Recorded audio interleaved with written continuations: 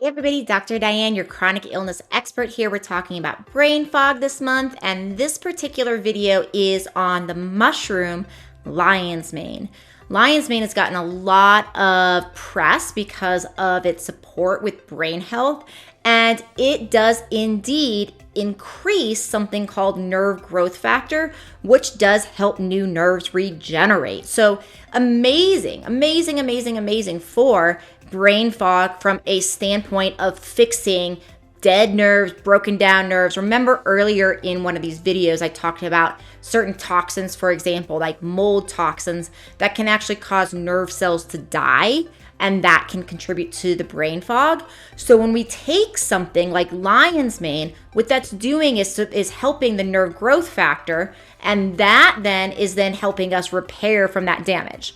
Now, there's also the conversation about protection, right? So we want to protect our brain cells against toxins. So hopefully we're just avoiding toxins to begin with, right? As much as possible. And we talk about that in earlier videos. Now, lion's mane does not protect the brain. At least that's what the current research looks like.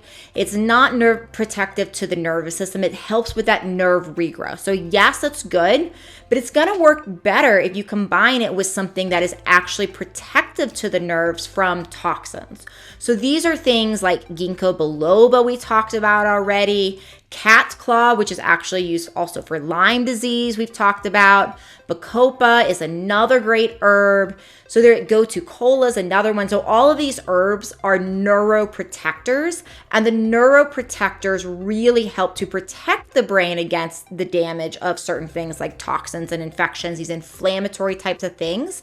While something like lion's mane is going to help repair that damage that's already done. So think of that lion's mane as a good addition to some of these other things, and they work very synergistically by doing different things. Now, remember, these supplements are only going to go so far if we don't take care of the root. So we want to know that root. So go back a few episodes ago to my video on testing and brain fog, and essentially with that, you want to make sure that we are getting to that root cause, because sometimes people will take supplements like this and like, well, I don't feel anything. Well, we're only going to feel so much if we're not getting rid of that root. It's like putting a Band-Aid on a splinter, right? And we don't actually take the splinter out. Well, sometimes the Band-Aid will prevent it from getting the splinter from getting snagged, or maybe it protects it or puts a little pressure off.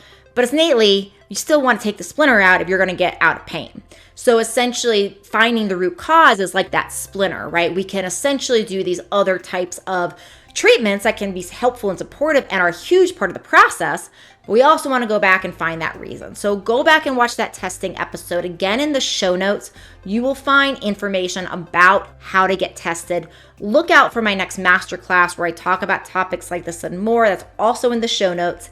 And please do subscribe. We're coming close to the end of Brain Fog Month. We have one more Brain Fog video coming up here in a few days. Make sure you subscribe so you can get notifications about that. We're going to be talking about brain fog and chronic fatigue.